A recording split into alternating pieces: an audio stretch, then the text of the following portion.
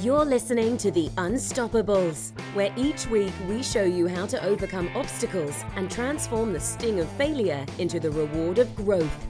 And now, here's your host, best-selling author, keynote speaker, and CEO, Bill Wooditch. Stay calm, carry on. Words for today, they're words for any day. Think about it. Each of us are faced with our own form of adversity, internal, external. The challenge for each of us is to do what we do when we're faced with adversity. Do we cower shadows? Do we run? Deny it? Or do we move forward? Do we gain momentum to become unstoppable? Because see, my friends, that's what you do with challenges. And those times when you think you can't, when you do, that's going to make all the difference in your life. I will tell you today, it's been 2 years since this person dented my universe, changed the axis from which this show is centered. Wow, his name is Sean Crabtree. He is the staff's favorite. I'm just going to come out and say it. Favorite guest of all time. You're going to see why. You're going to see why. 2 years, he's back. His name, Sean Crabtree of the Crabtree Group. Sean, welcome back to the Unstoppables, you unstoppable force. Bill, it is, listen, as always, you are the best looking person on the video. That's all I can say, man. That's all I can say. I very much appreciate the intro. So good to see you, my friend. You too. You look fantastic. You really do. It's been 2 years. It's, you know, when we talk about great guests, and I always say that great guests make for great shows, we talk about Sean Crabtree as the bar. So we're going to jump in and see if we can get close to what that was like 2 years ago. It seems like a long time. Listen, Sean, I hope I can live up to the hype, brother. Oh, you will. Sean, I'm going to let you take the floor because I'm going to put this at 30,000 feet. And I think no one can do justice to who Sean Crabtree is than Sean Crabtree.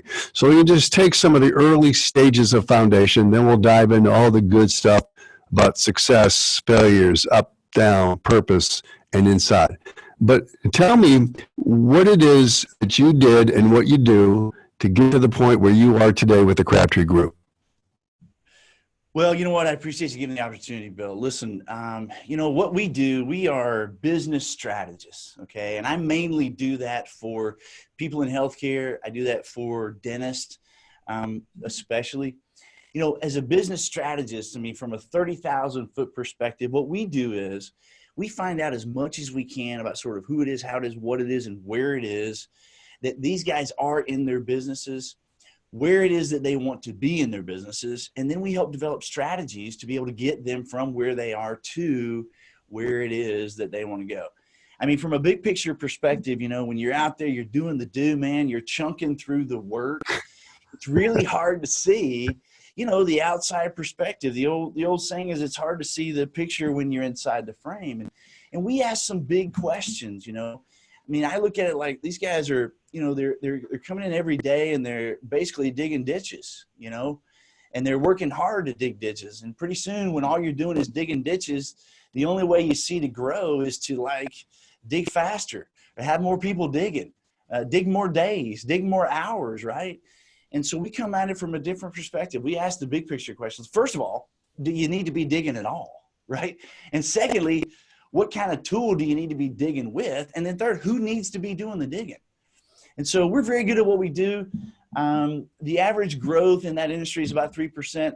Our guys on average will grow 48%. It's not at all uncommon for them to grow 100% and do that 100% growth while working fewer days and fewer hours of the day. And I feel like it's my calling, man. That's what it is that I do. You know, it's interesting when you're talking to me, I'm thinking about a telescope and you're saying, do you need to be doing this at all? What are you doing? What's the purpose here? And then taking it right down to a microscope. Okay, if you're going to be doing the digging, if you're going to be doing this, what are the tools you need to do it? I like, exactly. I mean, that approach. You know, when you're inside the frame, man, it's tough to see all of that. And it's not just, I mean, everybody runs into that challenge. You know, it's when you're working, just doing the work, you got a sort of a tunnel vision on how it is that you can grow. So we bring a different perspective to the table. I've been doing that now for, believe it or not, I know I don't look that old, Bill. I've been doing that for this is my 22nd year.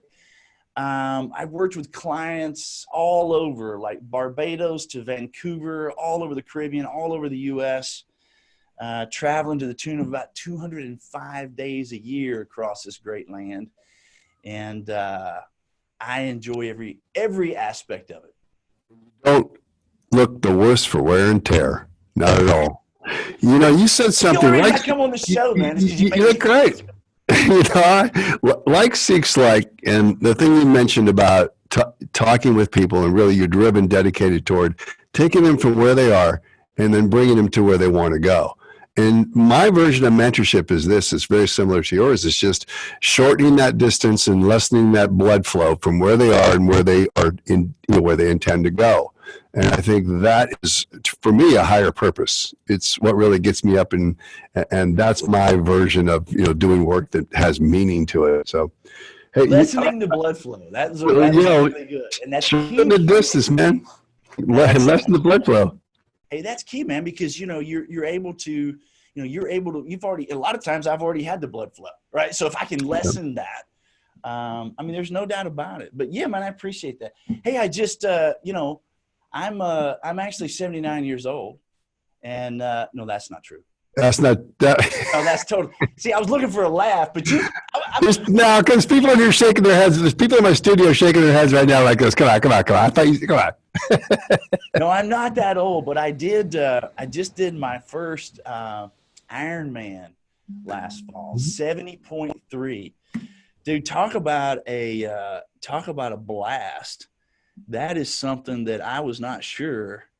You know, when I first signed up for that thing, I thought, holy mackerel, I'm a little bit old for this. But, dude, I am so glad I did it. I learned so much. I enjoyed the heck out of it. I know you and I have talked about a lot of things like that we've done in the past. I've done a couple of full marathons, a whole passel of half marathons. But an Ironman was a different game. It was a different game. I'm really proud of that. It was a lot of fun. I've got to ask you this question. Well, I'm going to make a statement, then I'm going to ask you a question. You said you didn't know if you could do it. I can tell you for sure, I know I can't. So a good man always knows his limitations. I'm going to just take the door right now and say there's no way I would even think about doing that. But in the Ironman, in preparing for it, in doing it, in getting through it, what do you perceive to be the changes in you from making that commitment to the unsure? Because this is everything to do about the, you know, fear, uncertainty, resistance, no confidence. What did it do for you when you went through it? You did it, and what's the Sean Crabtree that came through the Ironman? What's he like now, as opposed to the one that went into it?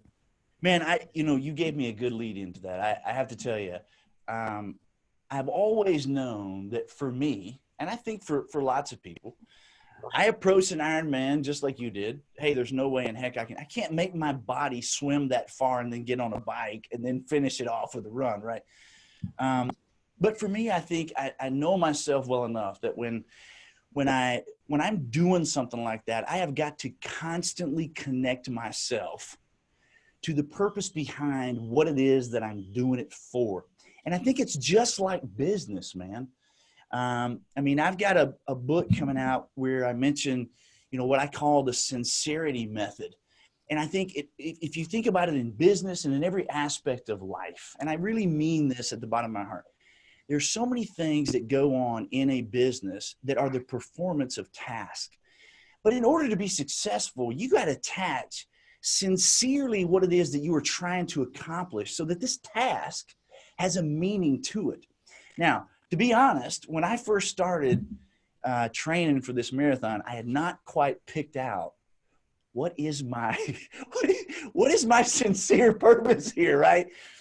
The first marathon that I ran, I had recently gotten shot in the head. You and I have talked about that story. I won't go into that. But anyway, my connection the whole time I was pounding the pavement training for what I thought was an impossible thing for me to accomplish.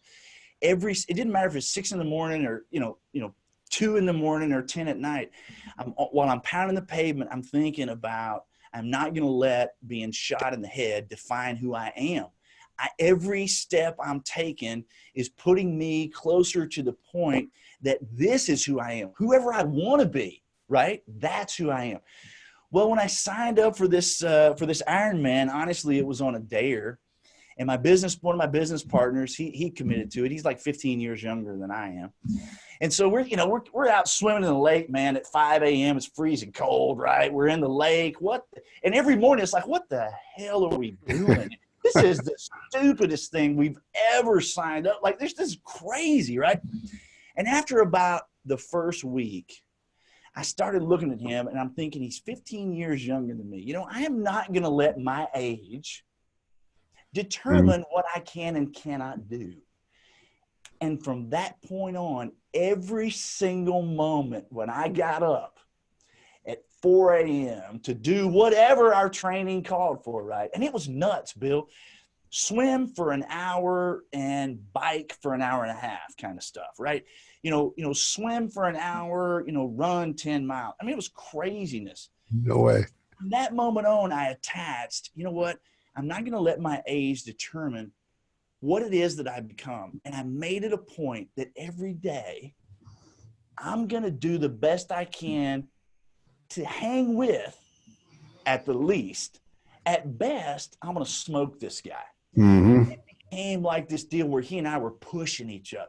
And then instead of bitching about it being 5 a.m. and cold water in the lake, and by the way, just as an aside, for those of you who are listening to this, if you've swam, maybe laps in the pool or whatever, I'm here to tell you, it is a completely different game to get in open water and swim for a mile in open water. It is a it's not even on the same planet. I've never experienced that. I mean, I swim a lap or two or whatever, but open water, totally different game. But I made it a point every day that I'm going to hang with him or beat him.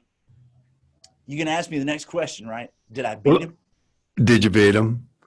By 40 minutes. Did you smoke him? He's 15 years younger than me. I beat him by 40 minutes. Yeah. I'm still trying to take in the lake, the 5 o'clock, a shower. Man, a warm shower to me at 5 o'clock is still abrasive. I can't even imagine. We're going to get back to the thing. You already brought out a climactic ending for us on the shot. I'm being shot in the head. But I want to drop back on the two things that you said, and hopefully these are in your book. But I've been looking for this. Yesterday I was talking about this. What makes people go through cold calls, go through rejection? What is it? And I always said, they've got the want has got to be greater than that comfort of sitting around doing nothing. So when the comfort of doing nothing is so painful, whatever the assumed pain of change is, you get out, you do it. You said two things, and I really want to come back to this because these are huge, huge takeaways. What you've done is connect yourself to the purpose in doing it. So you're attached to the purpose. You've got to connect. That makes all the pain worth all that. And you also said that you're attaching meaning. There it is. It's beautiful. You're attaching meaning to the task. And it could be some minuscule task. It could be some pain in the ass task. But you're attaching a meaning to it, a bigger, higher level. You want to elaborate a little bit on that? Listen, man, I think it's that way in all aspects of life. I think, to take it sideways just a minute, I think, as a leader in your business, this is one of your primary jobs. Is to make sure the people on your team are consistently attaching their purpose to whatever meaningless task or seemingly meaningless task that they may, have in front of them. That is the leader's number one role. If there is not an overall purpose and a meaning attached with the performance of a task, it becomes do work. And then the only reason you're doing work is to do the work. Listen, and I call it the sincerity approach. If I say, what are you doing? Well, I got to make 50 cold calls here. No, you're not making 50 cold calls, right? You have to sincerely attach yourself that what you're sincerely trying to do is find that person that you can take to the next step. You're not doing cold calls, right? You got to attach where it is that you're trying to go. And as a leader, you got to make sure the people around you are attaching that. There is nothing that goes on that is simply the performance of a task. Everything, there's something sincerely behind it that you're trying to accomplish if you take a second. You mentioned something else that's really important.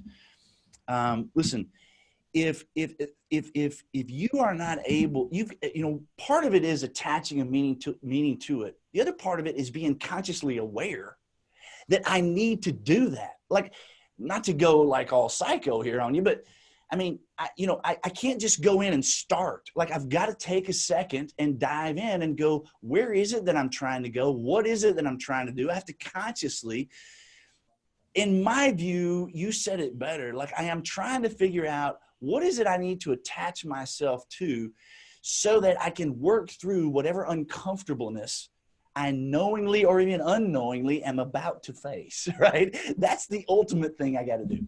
Are you going to show me how in your book? I'm definitely going to talk about that. Absolutely. Yeah. And you know what? If you just for a shameless plug, you can go to go.dentalprofitsacademy.com. We'll give you a free webinar, and I'll keep you updated and notified about the book. What's the name of the book? Do you have it? I appreciate that. No, we're gonna come back to that. But do you have the name?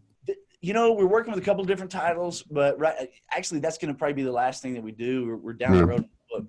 But basically, the name of the book is going to be, you don't have to see endless amounts of new customers to be able to have a successful business. I really like sexier, Bill. I got to work on that. If you're teasing through those drips about what you do from tasks to purpose to meaning, it's going to be a great book. I appreciate that. No, I mean a great book that will travel well against any industry. That is going to be on my list. Tell me what your ideal client looks like. Well, it took me a few years to get to the point where I understood what my ideal client is.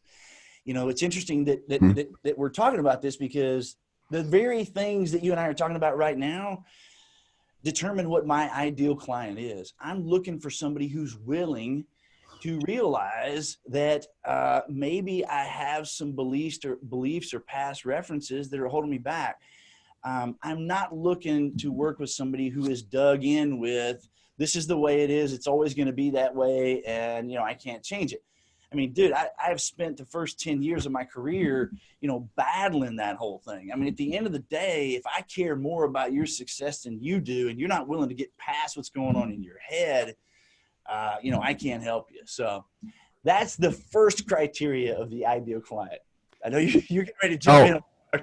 No, because I heard this one time before, but the way you said it is a higher end. I heard a sales manager tell me once, he said, why do I care more about their quota than they do? One ratchet up, why do you care more about their success than they do? And that is something I've experienced over 27 years with people. Why do I care more about your success than you do? You're the architect. You've got to be able to do your own push-ups. Wish I could do them for you. I can, but I can't do your push-ups for you. So, and if you're, if the first thing we have to get past is your willingness to realize that going to the gym is probably good for you, then you're never going to get to the push-ups anyway. Right. You talk about being an Iron Man. You're an Iron Man in a lot of ways. I think you have a tremendous constitution, a will, a strength, a vision. You're going to look and see where you're diving before you go off and dive into it. It's got to have a Viktor Frankl-esque man's search for meaning component to it. I love that. But the other part, the true Iron Man that people aren't going to believe, is that you were actually, you ruined my surprise here, you were actually shot in the head.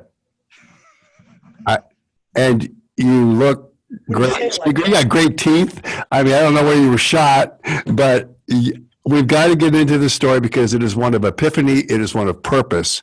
So I would like, if you could, to recall that story for us. Well, all kidding aside, you say that I look good. Look at me. I used to look exactly like Matthew McConaughey before I got shot. And now you still sound like him. All right. No, No, it was a changing point in my life. And you know, you on a serious note, I mean, you brought that out. What is an ideal client? It took me a lot of years to figure out what my ideal client was. And part of that clarity came from being shot in the head. As crazy as that sounds, it probably was the best situation that could have ever happened to me. I was literally traveling my ass off. I was in literally 4 different time zones from Barbados to Vancouver, clients all over the place. You know, I was never home. And I was just spending enormous amounts of time on, frankly, although I didn't see it at the time, lots of people who, honestly, I cared more about their success than they did. And one night I was on my way back from, I came in, I hit the Nashville airport, you know, on a Sunday from New Orleans, and I was flying back out to San Diego the next day. I had a couple of hours.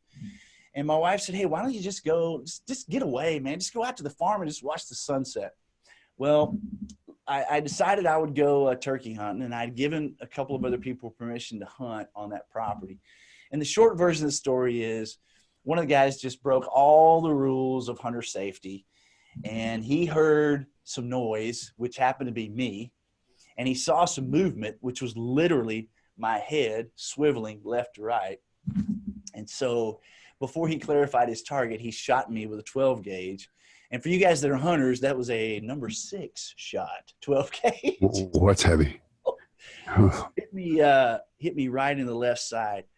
You know, it was traumatic. You know, people asked, did it hurt? It actually, Bill, it didn't hurt. I mean, it felt like somebody slung water on me. And then a split second later, I heard bam. And I rubbed my face and I saw this blood, you know, right? And then I thought, holy smokes, I've been shot. Well, then my next reaction was, is my nose, is my ear still there? Am I missing any parts? Because if I leave this particular place in the woods and I have a body part laying around, I will never find it. You had the wherewithal to think of that. Yeah, it was the first thing I thought about. Wow. Because immediately I couldn't see and I couldn't hear. Literally, it was on the left side of my face. I couldn't see, I couldn't hear. And, you know, I felt all of the blood. So I realized, I put the two together, I've been shot. Well, after I realized my nose and my eyelid, everything was where it was supposed to be, I turned around and started walking up this ravine into the pasture. And the person who shot me,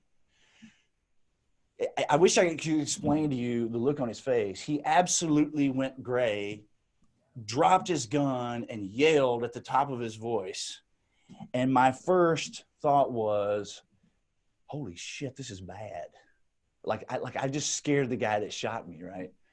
He took off running, and I thought, great, now what am I going to do? You know, in the midst of me trying to figure out what I was going to do, he came back, loaded me up, dialed 911, had some EMTs meet me at the end of this farm road. They called in, life flighted me to Vanderbilt. And from there, it was, you know, it was just like you could imagine. I mean, I landed on top of Vanderbilt Medical Center, and these guys came running out, rolling the gurneys, you know. And, yeah, I remember the surgeon saying, you know, I'm Dr. So-and-so, Mr. Crabtree, you have a major hematoma around your carotid artery, and we're going to perform surgery. And I couldn't talk. My vocal cords were paralyzed. And I was trying to say, is this going to leave a scar? he couldn't hear that part. His response was, you know, count backwards from 10. And I was like 8, and I was out. And that was it. It was the worst part of the whole experience, Bill, was waking up in the trauma center, you know, every 2 hours with all these guys prodding me and poking me, and I still couldn't talk, and I still couldn't see. The whole left side of my face was totally numb. I got a really cool scar that goes from here all the way down. I know your listeners can't see that, but I can't see it. For you can't see it? No. For you guys, good surgery. They did a good job. You can see the crease. For you guys that are in the medical profession, the surgeon told me that one of those number 6 shots was less than a millimeter from my carotid artery. So I was literally that close. Like I said, it was a great experience for me. It really gave me an opportunity to dive in and think about, like we said, attach my own purpose to where it is that I'm trying to go, right? And I realized I got a lot of guys who are not thinking and not willing to think the way they should. So I immediately just got rid of 50% of my client base, and I invigorated our vetting process so that moving forward, we're only going to work with people who fit that criteria. And like you said, if you're not willing to, to even be willing to challenge the way you're thinking, then, success and somebody like me is not what you need. Sometimes it takes a life-changing event, like maybe not as dramatic as yours, but it takes a life-changing event to have that epiphany to say, wait a minute, I'm wasting time on this earth. Precious resources that I can't get back. It's something that's inelastic, and I can't. And you pivot to another way, and you start to say a lot more no than yes to everyone. And you're more judicious. There's no doubt about it. The amount of time that I was spending away from my family on somebody who wasn't willing to get outside of their own comfort zone or their own thoughts, it just didn't make any sense anymore. I used to rage. It's almost like raging against the machine when I used to talk about parochial thought, limited thought, constricted thought. It's like a fence. Why would you want to bust out of that fence and go get something new? Just experience something new. Just ask this question: what if? Try it instead of I think I know, because you limit yourself by those assumptions. And we're in this place. I hate to say this because I'm tired of saying it, but the first question is two-part. When did you come back to what we'd say is normal from this event? Physically? Yeah, physically first. Well, interestingly enough, this little crease that you see now used to be as big around as my finger, literally. It was a massive, gnarly scar. And so my wife rubbed vitamin E on it for a good 8 months, religiously. Works. It went away great. Now, in terms of my voice and all of that, my vocal cords were paralyzed in a relaxed state right over my windpipe. And that took about 12 months. Thankfully, we're right here in Nashville, some of the best voice people in the world. And so at that time, about 2 years earlier, they had just done a particular procedure on Rod Stewart, who had esophageal cancer. And his vocal cords were paralyzed in the same state as mine. And so they injected him with cow collagen. Now, I had to go through a whole lot of different trials and tests for 12 months before they decided that was something that they wanted to try with me. Literally, no exaggeration. I went in one day, they injected the collagen, and the next day, it's like it never happened. Literally that quick. Now, I had to have several surgeries on my left eye, and I've still got shot a couple of places over here. On a funny note, I had a bad elbow issue not too long ago, and I went in to get an MRI, and they asked me, have you ever been shot? Yeah, I've been shot. Well, these guys were just like, oh, wow. I told them the story, like, oh, wow. You mind if we take some x-rays? So they got a frontal, they got a side view, and they're showing all the shot, in the different places all around. I made their day, right? So metal detectors go off when you go through? They don't. And I don't know why that is. I guess maybe it's I don't know. Because you're Iron Man. More important, when did you come back emotionally from something like this? Not to, I don't know how this sounds, but I never really had a problem with it. My mom and my wife and my family had a big problem with this. And for them, it was a lot tougher emotionally than it was for me. I was happy to have the clarity. I never thought I was going to die. Now, I didn't know that I had a shot that close to my carotid artery, but it never even occurred to me that I was going to die, man. Yeah. I was having a good time on the helicopter. That was just not a thought that ever crossed my mind. The next day I went home. I spent one night in the trauma center, and I went home. First of all, because it was crazy. It was awful. If anybody, just as a side note out there, if you ever plan on spending some time in the trauma center, let me just tell you, it is an awful place. there are people all around me moaning, Bill, in this only what I could describe as this animalistic, just guttural, there was a guy next to me that he was extremely intoxicated. Somehow he got out in the middle of an interstate and got run over in downtown Nashville. They wouldn't give him any pain meds because of that. This guy just guttural moaned. He'd broken his back. They couldn't give him any pain meds. And he just gargled and growled and moaned all night long. And I'm thinking, I'm not really in any pain. I'm numb. I can't see and I can't hear and I can't talk. But this guy is in pain, right? I just got this one ear that I'm not hearing out of. This dude is in bad shape. It was an awful experience. The next day I went home and they're like, no, you can't do that. This is, there's insurance reasons and all this other stuff. And I said, look, I'm not going to stay another night with all of this. And you guys prod me every 2 hours. I'll do better at home. It just really wasn't an issue for me. Right. I just enjoy being out there. I really do. And it never occurred to me that would be a problem. I don't know how it sounds, but you know what, Bill, it's the truth. It really is. And looking at you and watching you do it, you have this energy and this enthusiasm for life. And it comes across the screen. It comes across what you say, but you can see it on you, the way you're just bouncing with this thing. Well, it's totally sincere.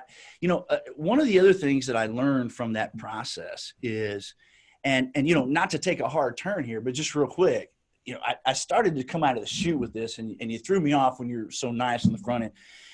One of the things that came out of this for me was decision criteria.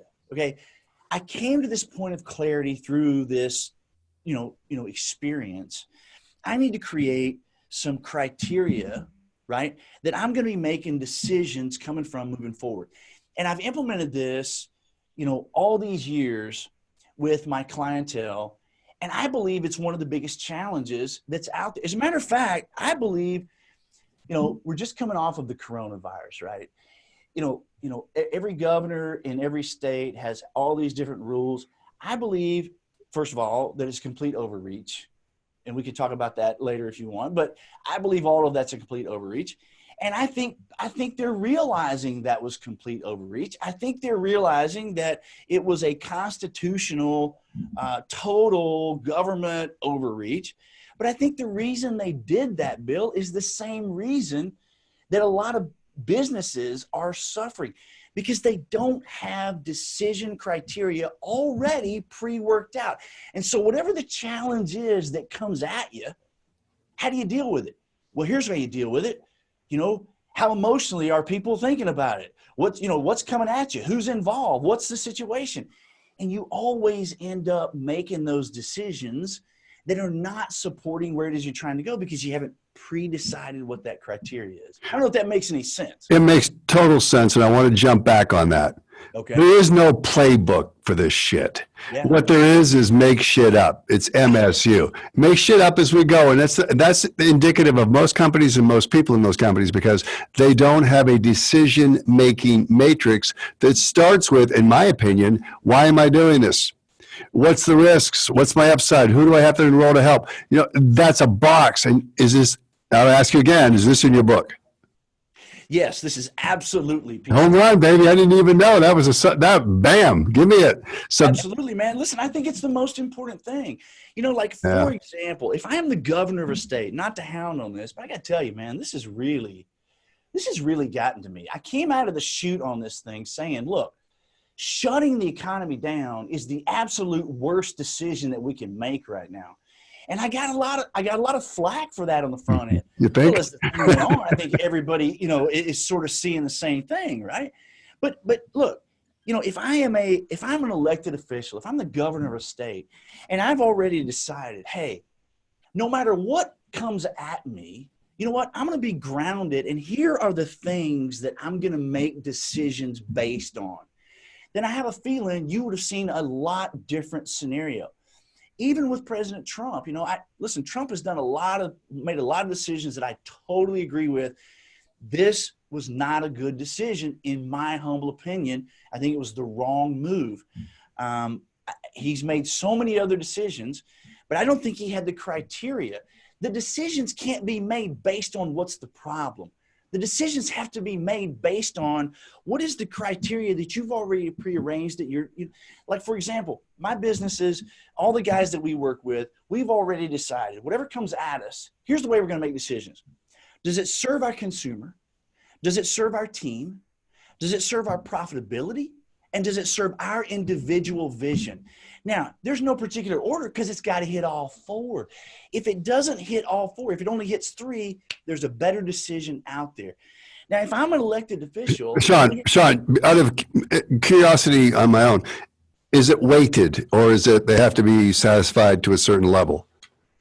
In my view, as long as I can serve all four of those things, it's a great decision. Okay. Now, on the backside, right, we're also tracking it. So we also know what's working and what's not, and we can make adjustments. But we're not even going to start it if it doesn't serve those four things, right? And if I'm an elected official, like the governor of Tennessee, by the way, listen, now I don't want to get anybody upset, and I know people are tired of hearing about COVID, but let me just tell you, in the state of Tennessee, there are 6.6 million people. And I had Mr. Producer pull up some numbers because I always want to get the latest one. In the state of Tennessee, there are 309 people dead out of 6.6 million people. Now, if you look at that and you go, well, hey, that's because the whole shutdown thing worked. Okay, let's take it to the next level. There are actually 18,000 cases of confirmed COVID. Now, my personal opinion, there's a lot more than that. But the ones that are confirmed, there's 18,000. Out of that 18,000, there's 309 dead. That means in the state of Tennessee, which has been shut down, right?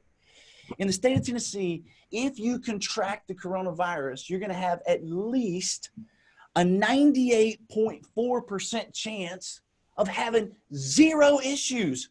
Like, you know, if you get it, you know, there's a 1.6 chance that you're going to die. And by the way, the average age of death is 81. The average lifespan is 80. Okay. You don't shut down the entire economy over something like that. It's ridiculous. Not to mention the fact that you can't tell businesses what they can and can't do. If I'm an elected official, I've already prearranged. You know what? I am not God. I am not a creator. I do not know more than the constituents who elected me. I can't tell you what's good for your family, what's good for your business, what's good for your consumers, right? I can't tell you what's good for you. And if I've already prearranged that as decision-making criteria, then when a pandemic hits me, you know, I'm going to make those right decisions. It really makes me mad when this is a burr in my saddle, Bill. I got to tell you. Every news media outlet, every clip, everything you see on social media, on the news stations, everything you see is like, here's the economic fallout due to the pandemic. That's not true. The pandemic didn't cause shit. Okay. This is an economic fallout because of a government-induced order, a government-ordered shutdown. This has nothing to do with a pandemic. We've had plenty of, you know, challenges like this.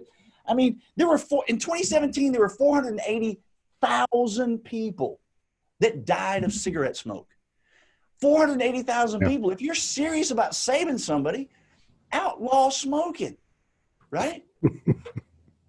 I didn't mean to get on a rant. No, this is the best stuff. It took, I don't know, 2 years, but we only had one really great show. But this one may have just passed it because I got the real Sean Crabtree on this one. You make too much sense. It's way too sane. It's way too rational. And all this shit is insane and irrational. And there is no metrics. I was saying the same thing about stats when it first came out. If you do this, at the worst case, it's going to be 0.006. Compared to the flu, do this, even if it's 240,000 deaths.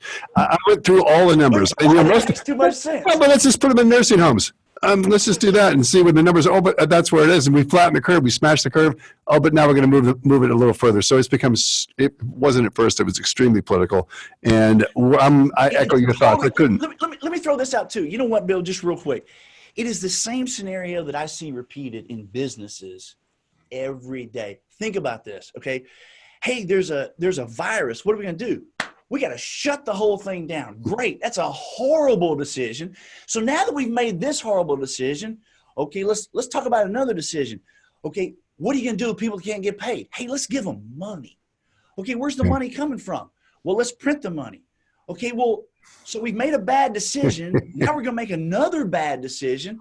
Now, here's another decision. Where do you draw the line, right? What about the states who have been mismanaged before the COVID hit? Where does that go? Hey, we got to give them money too. Holy smokes. So 6 decisions down the road, we figured out we've completely screwed the pooch because of the first bad decision that just snowballs. And this is the way it happens all the time. Yes. Man. All the time. Decision criteria. It's a micro of business. It's the micro version of what happens every day. I see it every day.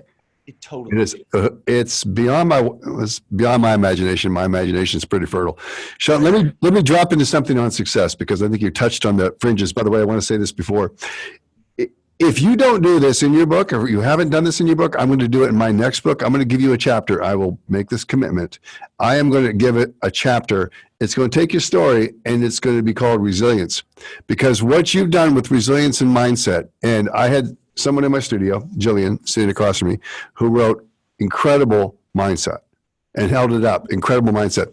That mindset you have, I think, is part and parcel of your DNA. It's also part of your intellect and being able to understand what's going on, being aware, being conscious.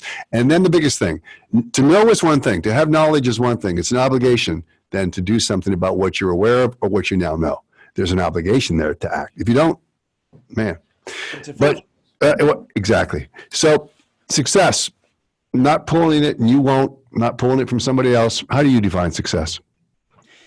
You know, in a nutshell, success for me is being able to do what I enjoy when I want to do it for as long as I want to do it. That's it. Man. You know, I don't put it in a little box, you know, and call it a certain number of dollars or anything like that. You know, I want to be able to do what I enjoy doing when I want to do it for as long as I want to do it. To me, that's success. And you know what that's called? Because I always worked for this, and it's the thing that's been taken away from us now. You know what that's called, my friend? It's called freedom. Freedom? But I'm working for my freedom. You know, it was that movie Braveheart with William Wallace. Freedom.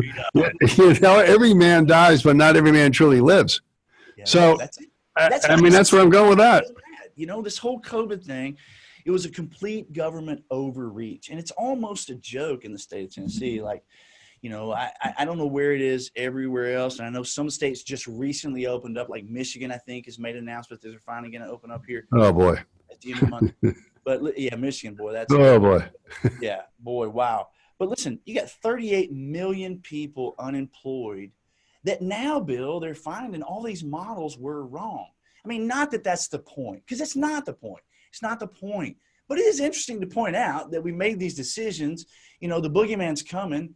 And then it's like, well, he's not really coming, right? All these models are wrong. It's not as contagious as we thought. You can't really get it from hard, you know, surfaces and all of that kind of thing. And, you know, 2 million people estimated dying, you know, probably off. You know, the models are kind of wrong. But that's really not the point. The point is, if we've got decision-making criteria laid out on the front end, then we're not going to make a decision that takes, you know, rights that are granted by your creator, you know, such as life, liberty, and the pursuit of happiness away from you. And that's exactly what's happened. And luckily here in Tennessee, we had it bad, but there are a lot of other states that have a lot. I've got clients that are still shut down, you know. I mean, it's just nuts.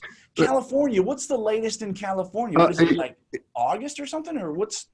It's August. You can go to the beach, but only until 10 in the morning. Now you can go a little later than 10, but you can't get in the water. Now you can do this. And I will tell you that right next to another governor who happens to reside in a state on the East Coast, it's horrific out here in terms of there's no leadership. It's all a matter of insecurity, control. And, it's control. Yeah. Listen, it's control. And I think, you know what? I'm done with this, and I promise I won't talk about it anymore, but here's the thing. When the American people say, you are my elected official, you need to tell me what you think I should do, and I will do it. Therein lies the problem. That is the problem. You know, and I think this country was founded on that particular thing, right? Like, I could mention a name and keep you going. That name would be Nancy Pelosi, but I'm not going to do that, of course. So, you know, you're talking about life, liberty, pursuit of happiness. Those are Mr. Producer's right there. You know, when Jefferson wrote these are inalienable rights, right? They come with courage, man. They come with taking the courage to get and earn those rights. So we're not, that's the thing we have to do. And we're cowering to fear. We cower to a government that you don't want to get me started because my show will get pulled. Let me ask you this one more time about your book. Where can we find you? Give us, because I know people are going to want to find you one way or another. Listen, I appreciate that, man. You can go to go.dentalprofits with an S academy.com. I know that's long. Go.dentalprofitsacademy.com. You can check me out on a free webinar there. I'll keep you notified when the book comes out. And yeah, that's the way. Give me a walk away. I could stay another 3 hours with you, but give me a walk away on this one. It's the end of days. Finally, the Iron Man is rested out. You've done everything. You've had 6 lives. At the end of time, you're going to leave something for other people to follow, to learn from Sean Crabtree. You're going to write a paragraph. What would that paragraph look like? My ultimate hope that I could leave something behind really would be, I would hope that my daughter would say, you know what, good, bad, or indifferent, my dad never sat on the bench. He always played the game, okay? He may have struck out. He may have walked. He may have gotten a home run, but he never freaking sat on the bench. If I can leave that and only that legacy, my work here is done. Boom. Man, you had bases loaded grand slam. I'm getting high fives up in this studio from people here. Fantastic. Don't sit on the bench because I'm going to keep this going just a little longer. My biggest fear is having regrets that for things that I'm able to do now that at some point, maybe at a later age, I can't do. I don't want to be sitting on that bench and have those regrets for things that I could have done now. So I'm going to leave it all in the field. That's why I wanted to do an Ironman. I didn't know if I could do an Ironman, but hey, now I feel like $1 million because I did. That's not really true. I don't feel like $1 million because I did it. I feel like $1 million because I beat the young guy. Yes. Awesome. And by the way, you look fantastic. So they might be airbrushing you over there. I don't know.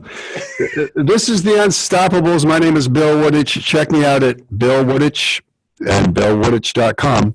And if you'd like to send a direct message, I can take that. I can talk with you for a while. Maybe you get Jillian, my voice of reason over here. Think, but don't overthink is my thought for the day. Act boldly. I'm reminded of Alexander the Great. In the days of the ancient Greeks, the story goes that an ancient Greek king said, the person that can untie the Gordian knot will rule all of Asia. Well, Alexander wasn't one to be thinking, and he was one to be doing. He said, no one can untie this knot. You know what I'll do? Just take my sword, just cut the damn thing in half. And there it is. Until next time, this is Bill Wooditch, my guest today, Sean Crabtree. Phenomenal show. Sean, thank you, man. Love you. I love you.